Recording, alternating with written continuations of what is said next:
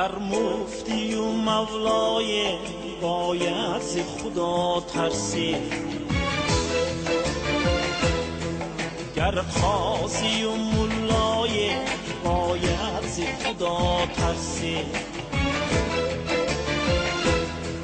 گر عاشق شیدایم یا به خود رسوایم، گر عاقل دنیایم باید ز خدا ترسی،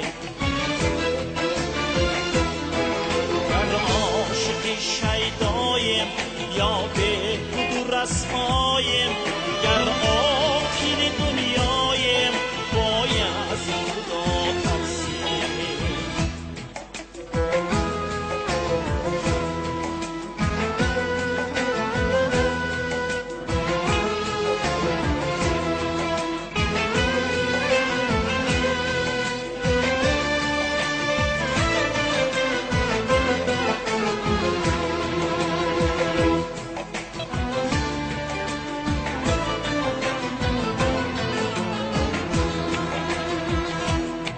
صد همدم و همراز است امروز به ما، اما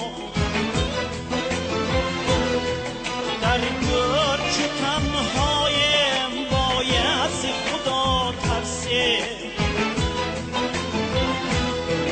گر مست می نابیم گر مست نبیاریم، گر از همه بالایم باید ز خدا ترسی،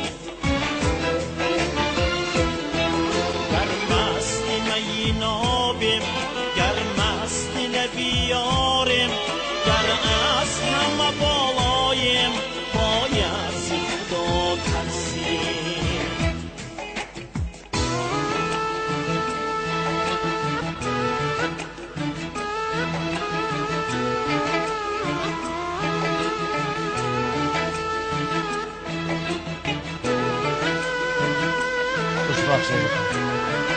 تشکر شوید.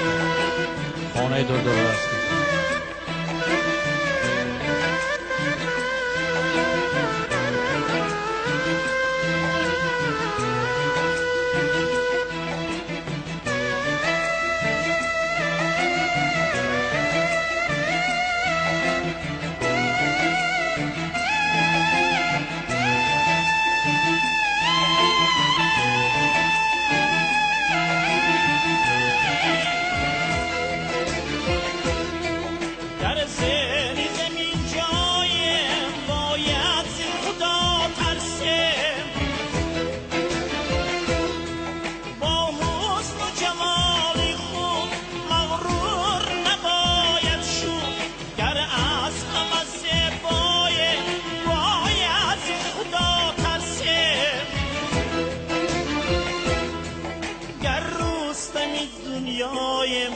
داننده فردایم هرچند توانایم باید